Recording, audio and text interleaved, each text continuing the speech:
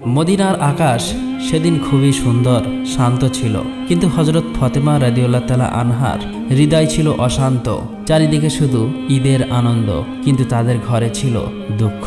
ঘরের বাইরে হযরত ইমাম হাসান ও হুসাইন রাদিয়াল্লাহু তাআলা আনহু দেখলেন তার মতো ছোট ছোট বাচ্চারা নতুন জামা পরে ঈদের ময়দানে যাচ্ছে। এটা দেখে হযরত হাসান রাদিয়াল্লাহু তাআলা আনহু তাদের বাড়ির দিকে আসতে লাগলেন। এদিকে হযরত ফাতেমা রাদিয়াল্লাহু তাআলা আনহা তার নিজ কক্ষে বসেছিলেন। মনে মনে ভাবতে লাগলেন, আজ তো ঈদের দিন, ইমাম হাসান হুসাইনের নতুন জামা নেই, তাদের কি জবাব দেব? এই চিন্তা করে মা ফাতেমার হৃদয় যেন কেঁদে উঠল। ঠিক এমন সময় হযরত হাসান রাদিয়াল্লাহু তাআলা আনহু ঘরের মধ্যে প্রবেশ করলেন এবং বললেন, আম্মাজান, সবাই নতুন জামা পরে ঈদের ময়দানে যাচ্ছে, আমাদের নতুন জামা কোথায়? তখন হযরত ফাতেমা রাদিয়াল্লাহু তাআলা আনহা বললেন, তোমরা গোসল করে এসো, তারপরে নতুন জামা পরে ঈদের ময়দানে যাবে। হযরত হাসান ও হুসাইন রাদিয়াল্লাহু তাআলা আনহু যখন গোসল করার জন্য চলে গেলেন, ওই সময় হযরত ফাতেমা রাদিয়াল্লাহু তাআলা আনহা 2 রাকাত সালাত আদায় করলেন এবং আল্লাহর কাছে দোয়া করে বললেন, ওগো আল্লাহ, তুমি গফুরুর রহিম, রহমানের রহিম। আমার কলিজার টুকরা 2 সন্তানের দুঃখ আমি সইতে পারি না। আমি যদি আজ তাদের নতুন জামা দিতে না পারি, তাহলে তারা বলবে রাসূলের মেয়ে হয়ে মিথ্যা বলছে। দয়া করে মেহেরবানি করে আমার সম্মান রক্ষা করো। হে আল্লাহ, তাদের 2টো জামার ব্যবস্থা করে দিন। এই দোয়া করার সাথে সাথেই হযরত জিবরাইল আলাইহিস সালাম দর্জি বেশে 2টি জামা নিয়ে হযরত হাসান হোসাইনের কাছে হাজির হলেন এবং বললেন, এই নাও তোমাদের ঈদের নতুন জামা, তোমার মা তোমাদের জন্য জামা নিয়ে আসতে বলেছে। এই কথা শুনে ইমাম হাসান ও হুসাইন রাদিয়াল্লাহু তাআলা আনহু জামা নিয়ে খুব খুশি হয়ে বাড়ির দিকে যাচ্ছিলেন। কিতাবে এসেছে এই জামার একটি রং লাল আর একটি রং সবুজ। এদিকে হযরত ফাতেমা রাদিয়াল্লাহু তাআলা আনহার হৃদয় যেন কিসের কষ্ট হচ্ছিল, কিছুই বুঝতে পারছিল না। ঠিক ওই সময় হযরত ইমাম হাসান ও হুসাইন রাদিয়াল্লাহু তাআলা আনহু ঘরের মধ্যে প্রবেশ করলেন। হযরত ফাতেমা রাদিয়াল্লাহু তাআলা আনহা তাদের হাতে এই পোশাক দুটি দেখে অবাক হলেন এবং তার হৃদয়ে যেন কষ্টের মেঘ ঘনিয়ে এলো। ফাতেমা রাদিয়াল্লাহু তাআলা আনহার মনে এক অদ্ভুত কষ্টের অনুভূতি ঘনিয়ে আসলো। এই জামার রহস্য আর হকিকত জানার জন্য তিনি আর দেরি না করে হযরত মুহাম্মদ সাল্লাল্লাহু আলাইহি ওয়াসাল্লামের কাছে যাওয়ার সিদ্ধান্ত নিলেন। অন্যদিকে হযরত জিবরাইল আলাইহিস সালাম হযরত মুহাম্মদ সাল্লাল্লাহু আলাইহি ওয়াসাল্লামের কাছে হাজির হয়ে বললেন, হে আল্লাহর রাসূল, তোমার নয়নের মণি মা ফাতেমা 2টি জামার হকিকত জানার জন্য তোমার এখানে আসছে। তুমি তাকে বলে দিও এই 2টি জামা জান্নাত থেকে পাঠানো হয়েছে। এই জামা শুধু পোশাক নয়, বরং এটি তাদের ভবিষ্যতের প্রতীক। লাল রং তাদের রক্তের প্রতীক আর সবুজ রং জান্নাতের প্রতীক। হাসান ও হোসাইনের জন্য যে ফজিলত আল্লাহ নির্ধারণ করেছেন তারই ইঙ্গিত এই জামা।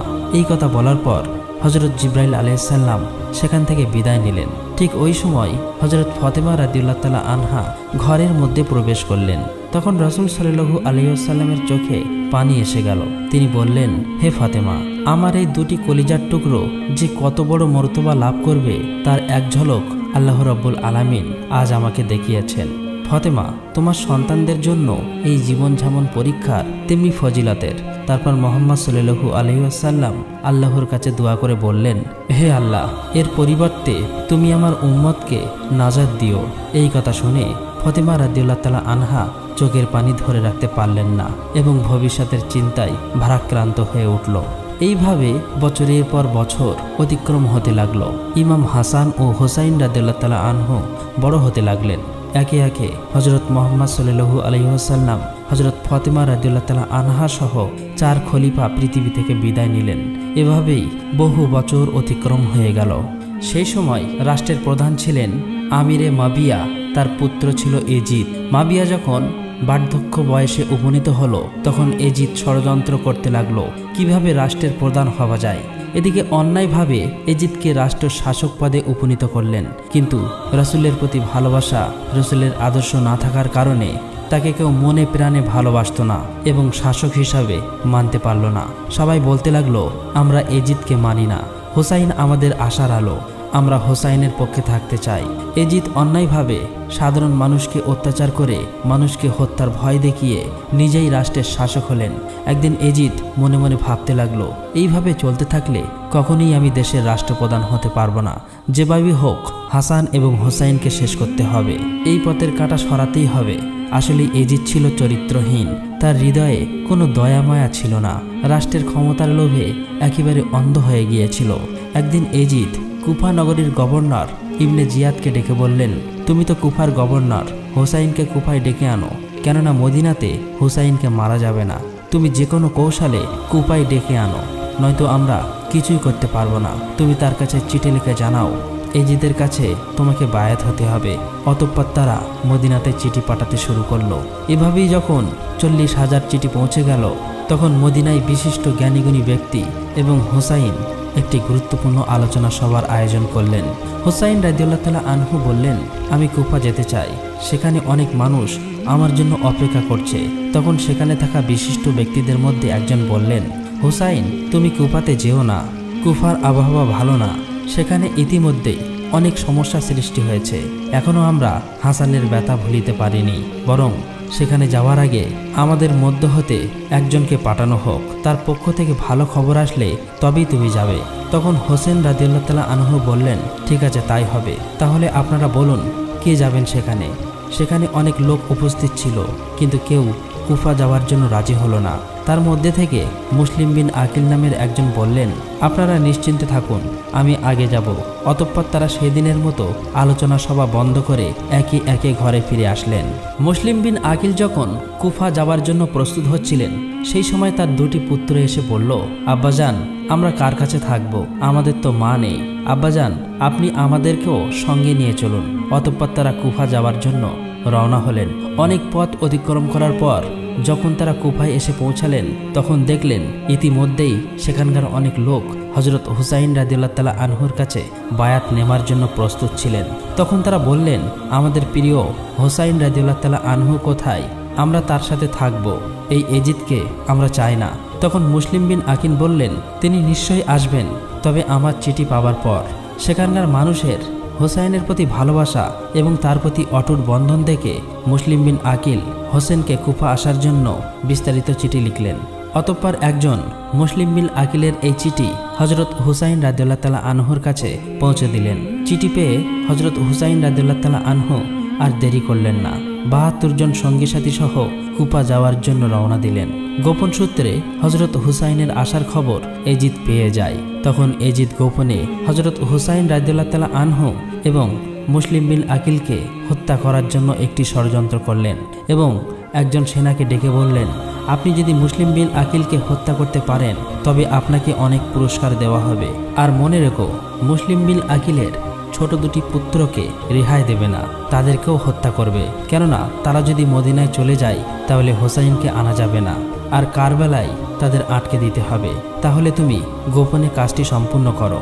অতঃপর ওই সেনাটি মুসলিম বিন আকিলকে হত্যা করার জন্য খুঁজতে লাগলেন। কিছুদিন পর দেখলেন মুসলিম বিন আকিল হুসাইনের পক্ষে অনেক লোককে বায়াত করার পর কুফার একটি মসজিদে বসে আছে। এটা দেখে সে দেরি করলেন না, সাথে সাথে গিয়ে পিছন থেকে অমানবিকভাবে মুসলিম বিন আকিলকে তরবারি দিয়ে হত্যা করে শেষ করে দেয়। কিছুক্ষণ পর মুসলিম বিন আকিলের হত্যার খবর চারিদিকে ছড়িয়ে পড়ে। কুফার মানুষ শোকস্তব্ধ হয়ে যায়, কিন্তু তারা প্রতিবাদ করতে পারত না, কারণ এজিদের সাথে মোকাবেলা করার জন্য তাদের শক্তি ছিল না, তাই সবাই চুপ হয়ে যায়। সেই সাথে সাথে এজিদের পক্ষ থেকে বলা হয়, মুসলিম বিন আকিলের দুই পুত্রকে যে হত্যা করে এজিদের সামনে নিয়ে আসতে পারবে তাকে অনেক বেশি মূল্যবান পুরস্কার দেওয়া হবে। এই খবর পেয়ে পুরস্কারের লোভে কিছু লোক মুসলিম বিন আকিলের দুই পুত্রকে খুঁজতে লাগলেন। এদিকে মুসলিম বিন আকিলের নিষ্পাপ দুটি ছোট ছেলে এই খবর পেয়ে হত্যার ভয়ে এদিক ওদিক দৌড়াতে লাগলেন। দৌড়াতে দৌড়াতে তারা রাতের বেলা একটি খেজুর বাগানের মধ্যে এসে পৌঁছায়। ক্ষুধা এবং তৃষ্ণায় ক্লান্ত হয়ে ছোট দুটি শিশু খেজুর গাছের নিচেই ঘুমিয়ে পড়ে। সকাল হতেই তারা দেখল ওই খেজুর বাগানের মধ্যে একজন মহিলা তাদের দিকে আসছে। এটা দেখে ছোট ভাই তার বড় ভাইকে বলল, ভাইজান আমাদেরও মনে হয় হত্যা করে দেবে। এই দেখুন আমাদেরকে খুঁজতে আসছে, আমরা এখন কোথায় যাব? এই কথা বলে তারা অঝরে কাঁদতে লাগলেন। আসলে এই মহিলাটা ছিল এই খেজুর বাগানের মালিকের স্ত্রী। ওই মহিলাটি এসে দেখল চাঁদের মতো ছোট্ট শিশু দুটি ভয়ে আতঙ্কে অঝরে কান্না করছে। এটা দেখে মহিলাটির হৃদয়ে মায়া জন্মালো। তাদেরকে ক্ষুধার্ত এবং তৃষ্ণার্ত দেখে চোখের কোণে অশ্রু ভরে গেল। তখন মহিলাটি বলল, তোমরা তো মদিনার সেই মুসলিম বিন আকিলের পুত্র, তোমরা আমার বাড়ি চলো। এটা শুনে ছোট ভাই বড় ভাইকে বলল, ভাইজান এবার মনে হয় আমাদেরকে হত্যা করে দেবে। এই বলে অজরে কাঁদতে লাগলো। এটা দেখে মহিলাটি বলল, তোমাদের কোনো চিন্তা নেই, আমার সাথে চলো। মহিলাটি তাদেরকে নিজের বাড়িতে আনলেন এবং একটি অন্য ঘরের মধ্যে লুকিয়ে রাখলেন। এদিকে মহিলাটির স্বামী, যার নাম হারেস, সে পুরস্কারের লোভে এই ছোট্ট দুটি শিশুকে হত্যা করার জন্য এখানে সেখানে খুঁজতে লাগলেন। যখন তাদেরকে কোথাও পেল না, তখন সে নিজের বাড়িতে ফিরে আসলেন। তার স্ত্রী তাকে দেখে বললেন, কি ব্যাপার, আপনাকে এত উত্তেজিত এবং রাগান্বিত দেখাচ্ছে কেন? তার স্বামী বলল, তুমি কি শোনোনি, মদিনায় মুসলিম বিন আকিলের দুটি ছোট্ট ছেলেকে হত্যা করে এজিদের কাছে নিয়ে যেতে পারলে মহামূল্যবান পুরস্কার পাওয়া যাবে, সেই জন্য তাদেরকে আমি খুঁজতেছি। এই কথাটি পাশের ঘরে থাকা সেই ছোট্ট ছেলে দুটি শুনতে পেয়ে ভয়ে আতঙ্কে কান্না শুরু করলো। তখন তার স্বামী জিজ্ঞাসা করলো, কান্নার আওয়াজ কোথায় থেকে আসছে? তার স্ত্রী বলল, এটা তো ওই কুফা নগরীর বাচ্চাদের কান্নার আওয়াজ। তার স্বামী বলল, না, এটা তো কুফা নগরীর কোনো বাচ্চার কান্নার আওয়াজ না, মনে হয় আমাদের ঘর থেকে আসে। এটা বলার পর পাশের ঘরে গিয়ে দেখলো ছোট্ট দুটি বাচ্চা ছেলে ঘরের মধ্যে হাউমাউ করে কাঁদছে। পিছনে পিছনে তার স্ত্রী এসে কেঁদে কেঁদে স্বামীকে বলল, দয়া করে আপনি এদেরকে ছেড়ে দিন। এজিদের পুরস্কারের লোভে এই নিষ্পাপ ছোট্ট দুটি অসহায় বাচ্চাকে হত্যা করবেন না, তার বিনিময়ে আমাকে হত্যা করুন। কিন্তু তার স্বামী কোনো কথাই শুনলেন না। ছোট্ট দুটি ছেলেকে টানতে টানতে ফোরাত নদীর ধারে নিয়ে গেল। তাদেরকে হত্যা করতে যাবে এমন সময় ছোট্ট ভাইটি কেঁদে কেঁদে বলতে লাগলো, আমরা কি অপরাধ করেছি, আমাদের ছেড়ে দিন, আমাদের মা নেই, বাবা নেই। সঙ্গে সঙ্গে বড় ভাইটি কাঁদতে কাঁদতে বলতে লাগলো, ও কুফা নগরের বাতাসেরা, পাখিরা, তোমরা আমার হোসাইনকে বলে দাও তিনি যেন কুফা নগরীতে ও কারবালাতে না আসে। এখানকার মানুষের ব্যবহার ভালো না, তারা নিজের স্বার্থের লোভে হত্যা করতেও দ্বিধা করে না। এই কথা বলা শেষ হতে না হতেই হারেস নামের সেই লোকটি ছোট্ট দুটি ছেলেকে হত্যা করে তাদের মস্তক কেটে এজিদের কাছে যেতে লাগলো।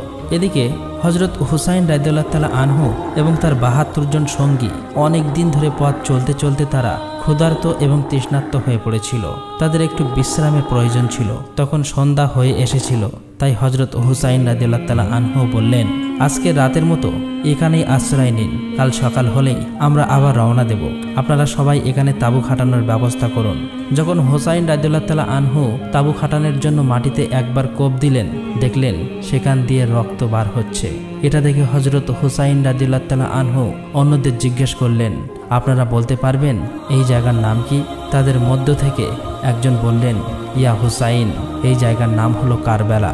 এটা শুনে হজরত হুসাইন রাদিয়াল্লাহু তাআলা আনহু চোখের পানি ছেড়ে দিয়ে বললেন, আপনারা এখানেই তাঁবু খাটান। আমার নানা যান হজরত মুহাম্মদ সাল্লাল্লাহু আলাইহি ওয়াসাল্লাম বলেছেন, তার উম্মতের নাজাতের জন্য এই কারবালায় আমি নাকি শহীদ হয়ে যাব। এদিকে গোপন সূত্রে এজিদ সমস্ত খবর পেয়ে যায়।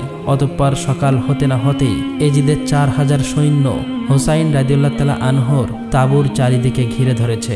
কয়েকজন এজিদের সৈন্য হজরত হুসাইন রাদিয়াল্লাহু তাআলা আনহুর কাছে এসে বলল, হুসাইন, আর সামনে এগোনো যাবে না, তুমি আমাদের সঙ্গে যুদ্ধ করো। তখন হুসাইন রাদিয়াল্লাহু তাআলা আনহু বললেন, প্রিয় ভাইয়েরা, আমি আপনাদের সাথে যুদ্ধ করতে আসিনি, আমি তো এসেছি শুধুমাত্র বন্ধুত্বের সম্পর্ক স্থাপন করতে। কিন্তু এজিদের সৈন্যরা কিছুই বুঝলেন না। তারা বললেন, আমরা আপনার কোনো কথা শুনবো না, আমাদের সাথে যুদ্ধ করো, নয়তো ফিরে যাও। তখন হুসাইন রাদিয়াল্লাহু তাআলা আনহু বললেন, ভাইয়েরা, আমরা যুদ্ধে আসিনি, আমরা ন্যায় প্রতিষ্ঠার জন্য এসেছি। কিন্তু যদি এজিদের জুলুমের বিরুদ্ধে লড়াই করতে হয়, তবে মৃত্যুকেও আলিঙ্গন করতে আমরা প্রস্তুত। এই কথা বলে হজরত হুসাইন রাদিয়াল্লাহু তাআলা আনহু তাঁবুর দিকে ফিরে আসলেন। এইভাবে 2-3 দিন অতিবাহিত হয়ে গেল। অতঃপর রাতের বেলা অনেক চিন্তা করার পর হযরত হুসাইন রাদিয়াল্লাহু তাআলা আনহু তাঁবুর বাইরে সমস্ত আগুন নিভিয়ে সবার উদ্দেশ্য করে বললেন, আপনারা সবাই কারবালা ছেড়ে প্রাণ বাঁচানোর জন্য ফিরে যান, কেননা আমাদের কাছে কোনো অস্ত্র নেই, আর আমরা তো মাত্র এই 72 জন, আর এজিদের সৈন্য 4000।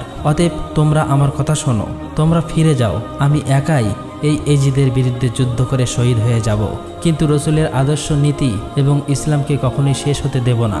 এই কথা বলার পর তাঁবুর আগুন জ্বালিয়ে পিছনে চেয়ে দেখল কেউ সেখান থেকে পালায়নি, সবাই হাউমাউ করে কাঁদছে, আর সবাই একসঙ্গে বলছে, ইয়া হুসাইন, আমরা সবাই তোমার সাথে আছি, দরকার হলে এজিদের বিরুদ্ধে যুদ্ধ করে শহীদ হয়ে যাব, তবুও তোমায় ছেড়ে যাব না। পরের দিন সকালবেলা হযরত হুসাইন রাদিয়াল্লাহু তাআলা আনহুর স্ত্রী তার কাছে এসে বলল, প্রাণের স্বামী, আপনার এই ছোট্ট 6 মাসের শিশুর গত 3 দিন ধরে খাবার পানি কিছুই খাওয়া হয়নি, ক্ষুধায় তৃষ্ণায় কাতর হয়ে পড়েছে, দয়া করে এই শিশুর জন্য একটু পানির ব্যবস্থা করুন। তখন হযরত হুসাইন রাদিয়াল্লাহু তাআলা আনহু 6 মাসের কচি শিশুকে কোলে নিয়ে একটু পানির জন্য সামনে এগোতে লাগলেন। সেখানে গিয়ে দেখলেন এজিদের সৈন্যরা ফোরাত নদীর পানি বন্ধ করে দিয়েছে। এটা দেখে হযরত হুসাইন রাদিয়াল্লাহু তাআলা আনহু খুবই নম্রভাবে অনুরোধ করে বললেন, দয়া করে এই ছোট্ট শিশুটির একটু পানি দিন, তৃষ্ণায় আমার কচি শিশুর গলাটা শুকিয়ে গিয়েছে, যদি প্রতিশোধ নিতে হয় তাহলে আমাদের উপরে নিন, এই কচি শিশু তো কোনো দোষ করেনি, দেখুন আপনাদের তো এমন ছোট্ট শিশু রয়েছে, দয়া করে আমার এই অনুরোধটুকু রাখুন। কিন্তু অসভ্য এজিদের সৈন্যদের হৃদয়ে এতটুকু মায়া তো হলোই না, বরং পানির বদলে পিছন থেকে একটি বিষাক্ত তীর ছুঁড়ল, আর ওই তীর কোলে থাকা সেই ছোট্ট শিশু আলী আসগরের পিছন থেকে প্রবেশ করে সামনের দিকে বার হয়ে যায়। এটা দেখে হুসাইন রাদিয়াল্লাহু তাআলা আনহু চোখের পানি আর ধরে রাখতে পারলেন না, কাঁদতে কাঁদতে তাঁবুর দিকে ফিরে আসতে লাগলেন।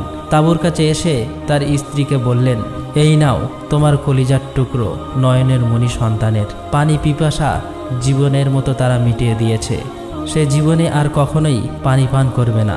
এটা দেখে সেখানে থাকা সমস্ত লোক চোখে পানি ধরে রাখতে পারলেন না, সবাই অঝরে কান্না করতে লাগলেন। তার স্ত্রী কচি শিশুকে কোলে নিয়ে চোখের পানি ছেড়ে দিয়ে চিৎকার করে কাঁদতে কাঁদতে আল্লাহর কাছে দোয়া করে বললেন, ওগো দয়াময় আল্লাহ, এ কেমন বিচার, যে নবীকে সৃষ্টি না করলে কিছুই সৃষ্টি হতো না, সেই নবীর উম্মতেরা পানি পায় না, এই ব্যথা আমি কিভাবে সইব আল্লাহ। এদিকে তাদের যুবক পুত্র আলী আকবর কান্নার আওয়াজ শুনে দ্রুত তাঁবুর কাছে আসলেন এবং ছোট্ট শিশুর এই অবস্থা দেখে আর সহ্য করতে পারলেন না, রক্ত হাতে নিয়ে শপথ করে বললেন, আমি এই এজিদের সৈন্যদের ছাড়ব না। এই কথা বলে যুদ্ধ করতে চলে গেল। শুরু হয়ে গেল তীব্র যুদ্ধ। যুদ্ধ করতে করতে এক পর্যায়ে আলী আকবর তৃষ্ণার্ত হয়ে পড়েছিল, তার আর চলার শক্তি ছিল না, তাই সে একটু পানি পাওয়ার আশায় তাঁবুর কাছে ফিরে আসলেন এবং বললেন, মা গো, আমার 1 গ্লাস পানি দাও, আর আমি চলতে পারছি না, আমার 1 গ্লাস পানি দাও, আমি কথা দিচ্ছি কারবালার এই সমস্ত এজিদের সৈন্যকে আমি শেষ করে দেব। তখন মা চোখের পানি ছেড়ে দিয়ে কান্না করে বলে উঠল, আমার কলিজার টুকরো আলী আকবর, পানি যদি থাকতো তাহলে তোমার ভাই আলী আসগর কি তীর খেয়ে মরতো? তখন আলী আকবর মায়ের পায়ের সালাম করে বললেন, মাগো বিদায় দাও, দেখা হবে হাসরের ময়দানে। তখন সেখানে সমস্ত লোক আরও জোরে জোরে কান্না করছে, কেননা তাদের বেশিরভাগই ছিল নারী। একে একে এজিদের সৈন্যদের হাতে সবাই শহীদ হয়ে গেছে, মাত্র আর কয়েকজন। কি করবে এই কথা ভেবে তারা চোখের পানি থামাতে পারলেন না। এক পর্যায়ে নিষ্ঠুর অত্যাচারী এজিদের সৈন্যরা একে একে সবাইকে শহীদ করে দিয়েছে, বাকি শুধু জয়নাল আবেদিন এবং হুসাইন রাদিয়াল্লাহু তাআলা আনহু। অতঃপর ক্ষুধার্ত তৃষ্ণার্ত ক্লান্ত জয়নাল আবেদিন বললেন, হুসাইন তুমি যেও না, আমি যুদ্ধ করতে যাব। তখন হুসাইন রাদিয়াল্লাহু তাআলা আনহু বললেন, তুমি যদি যুদ্ধে যাও তাহলে রাসূলের বংশের বাতি কে জ্বালাবে? এই কথা বলে জয়নাল আবেদিনকে সেখানে রেখে হুসাইন রাদিয়াল্লাহু তাআলা আনহু একাই এজিদের হাজার হাজার সৈন্যদের বিরুদ্ধে যুদ্ধ করার জন্য চলে গেলেন। এক পর্যায়ে হযরত হুসাইন রাদিয়াল্লাহু তাআলা আনহু যুদ্ধ করতে করতে একাই অনেক সৈন্যকে হারিয়ে দিলেন। এটা দেখে এজিদের সৈন্যদের মধ্যে একজন বলল, এভাবে যদি আমরা সবাই সামনে থেকে হুসাইনের সাথে যুদ্ধ করি তাহলে সে একাই আমাদের সবাইকে শেষ করে দেবে, তার কাছে আমরা কেউ জিততে পারবো না, আমাদের কৌশল অবলম্বন করতে হবে। তাকে সামনে থেকে নয় পিছন থেকে মারতে হবে। অতঃপর তারা কৌশল অবলম্বন করলো। এদিকে হযরত হুসাইন রাদিয়াল্লাহু তাআলা আনহু যুদ্ধ করতে করতে একেবারে পানির জন্য কাতর হয়ে পড়েছিল। আর শরীরে শক্তি নেই, আর উঠতে পারছে না। তখন একটু পানির জন্য সেই ফোরাত নদী পানির কাছে গেল। পানি হাতে তুলে যেমনি খেতে যাবে এমন সময় মনে পড়ে গেল ছোট্ট শিশু আলী আসগরের কথা, তার ৭২ জন সঙ্গী সাথীর কথা। তখনই চোখের পানি ধরে রাখতে পারলেন না, অঝরেই চোখ দিয়ে জল চলে এলো। আর বলতে লাগলো, ওগো আল্লাহ, আমার নানাজান হযরত মুহাম্মদ সাল্লাল্লাহু আলাইহি সাল্লামকে সৃষ্টি না করলে এই আসমান জমিন কিছুই সৃষ্টি হতো না, আর সেই নবীর উম্মতেরা আজ পানি পায় না। এই সমস্ত কথা চিন্তা করে হযরত হুসাইন রাদিয়াল্লাহু তাআলা আনহু পানি পান করলেন না। আবার যুদ্ধের জন্য প্রস্তুত নিলেন, কিন্তু তিনি তো উঠতে পারে না, গায়ে শক্তি নেই, পিপাসায় গলা শুকিয়ে গিয়েছে। তবু এজিদের সৈন্যদের কাছে হার মানতে চায় না। শেষ জীবন পর্যন্ত যুদ্ধ করতে চায়। ঘোড়ার পিঠে উঠতে যাবে কিন্তু উঠতে পারে না, পড়ে যায়। দূর থেকে এজিদ সৈন্যরা লক্ষ্য করে দেখল হুসাইন আর উঠতে পারে না। তখন পিছন থেকে লুকিয়ে লুকিয়ে অনেক এজিদ সৈন্য এসে জোর করে ধাক্কা দিয়ে মাটিতে ফেলে দিল। তখন হুসাইন রাদিয়াল্লাহু তাআলা আনহু বললেন, প্রিয় ভাইয়েরা, আমাকে 2 রাকাত নামাজ আদায় করতে দিন, তারপর আমি আবার যুদ্ধ করব। এজিদের সৈন্যরা তখন সুযোগ পেয়ে গেল। তারা জানতো নবীর বংশের নাতি কখনোই নামাজ বাদ দেবে না, আর এই সুযোগেই তার বদলা নেবে। অতঃপর হযরত হুসাইন রাদিয়াল্লাহু তাআলা আনহু নামাজ পড়া শুরু করলেন, আর সমস্ত এজিদের সৈন্যরা চারিদিক থেকে ঘিরে ধরল।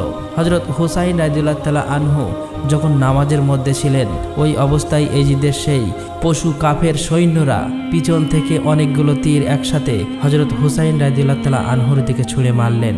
একসাথে ৭২ খানা তীর পিছন দিক থেকে প্রবেশ করে সামনের দিক থেকে বার হয়ে গেল, কিন্তু হুসাইন রাদিয়াল্লাহু তাআলা আনহু নামাজ ছাড়লেন না। এই সুযোগটাকে কাজে লাগিয়ে এজিদের সৈন্যরা পরপর আবারও তীর নিক্ষেপ করল। হযরত হুসাইন রাদিয়াল্লাহু তাআলা আনহু যখন নামাজ শেষ করলেন, ততক্ষণে অনেকগুলো তীরের আঘাতে শরীর ঝাঁঝরা করে দিয়েছে। হযরত হুসাইন রাদিয়াল্লাহু তাআলা আনহু আর উঠতে পারলেন না। একেবারে শেষে চোখের পানি ছেড়ে দিয়ে অঝরে কান্না করে বললেন, ওগো পৃথিবী, দেখো, ন্যায়ের প্রতিষ্ঠার জন্য আমার পরিবার শহীদ হয়েছে, কিন্তু ইসলামকে মুছে ফেলা যাবে না। এই কথা বলতে বলতে কারবালার প্রান্তে রক্তমাখা শরীর নিয়ে লুটিয়ে পড়লেন। আর এভাবেই হযরত হুসাইন রাদিয়াল্লাহু তাআলা আনহু শেষ নবী হযরত মুহাম্মদ সাল্লাল্লাহু আলাইহি ওয়াসাল্লামের উম্মতের নাজাতের জন্য নিজের জীবনকে উৎসর্গ করে দিয়ে কারবালার প্রান্তে শহীদ হয়ে গেলেন। প্রিয় বন্ধুরা, কারবালার প্রান্তে শহীদ হবার ঘটনা শুধু একটি যুদ্ধ নয়, এটি একটি ন্যায় ও অন্যায়ের চিরন্তন লড়াই। হুসাইন ও তার সঙ্গীদের আত্মত্যাগ মানব ইতিহাসের এক অন্যান্য দৃষ্টান্ত হয়ে থাকবে। আমরা সকলেই যেন প্রিয় রসুলের পরিবারের মতো আদর্শ গড়ে তুলতে পারি। মহান আল্লাহ তাআলা আমাদের সবাইকে এই তৌফিক দান করুক। আমরা সবাই বলি আমিন।